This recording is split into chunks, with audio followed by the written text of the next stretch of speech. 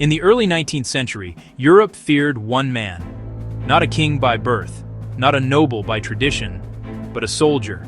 A man who rose from obscurity to command nations, armies, and emperors themselves. He conquered Europe faster than anyone before him. He rewrote laws that still exist today, and he lost everything just as quickly. This is the story of Napoleon Bonaparte, and how one man reshaped Europe through ambition, war, and power. Before Napoleon, Europe was ruled by kings and dynasties. Power was inherited, not earned. Social classes were rigid. Military leadership was reserved for nobility. France was deeply unequal. The monarchy lived in luxury, while the population suffered. In 1789, that system collapsed. The French Revolution destroyed the old order. Kings were executed. The church lost power. France descended into chaos. Out of that chaos emerged opportunity. Napoleon Bonaparte was born in 1769 on Corsica. He was poor by noble standards. He spoke French with an accent. He felt alien in Paris. As a student, he was quiet, intense, and ambitious.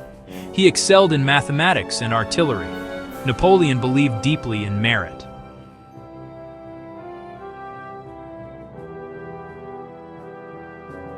When the revolution broke out, Napoleon aligned himself with it, not out of ideology, but opportunity. France needed officers. Many aristocrats had fled or been executed. Napoleon filled the vacuum. At Toulon, he demonstrated tactical brilliance. His artillery placement crushed enemy positions. He was promoted rapidly.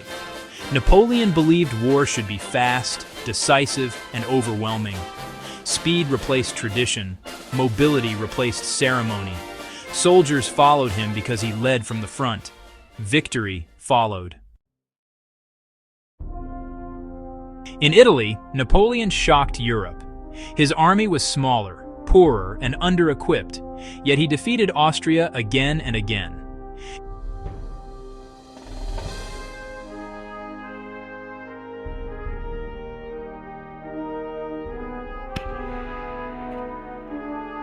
Napoleon became famous.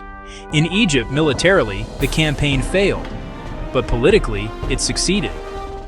Napoleon returned to France as a hero.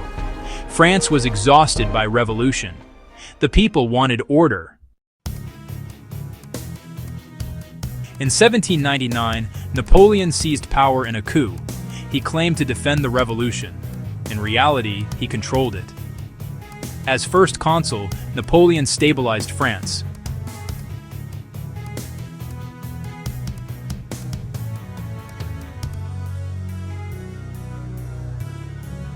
In 1804, he crowned himself emperor, not with permission from the church, but by placing the crown on his own head.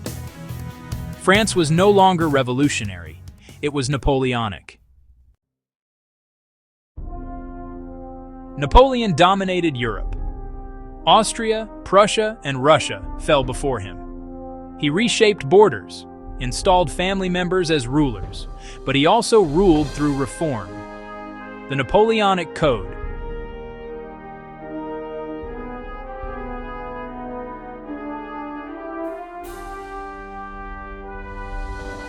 Even his enemies adopted his ideas. But war never stopped. Europe bled. Britain remained undefeated. Napoleon tried to destroy it economically. The continental system failed. Europe suffered. Napoleon responded with force. In 1812, he invaded Russia. Napoleon marched with over 600,000 men. The Russians retreated. They burned their land. Winter arrived. Cold, hunger, disease destroyed the army. The greatest force in Europe collapsed. Napoleon escaped. His empire did not. Enemies united. Napoleon was defeated and exiled to Elba. He escaped. For 100 days he returned. At Waterloo, everything ended. defeated by coalition forces.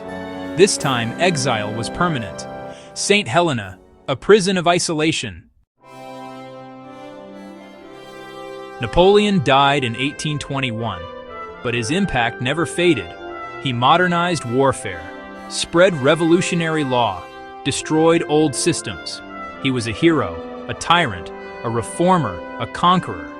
History still debates him, but one truth remains. Few individuals have ever reshaped the world as completely as Napoleon Bonaparte.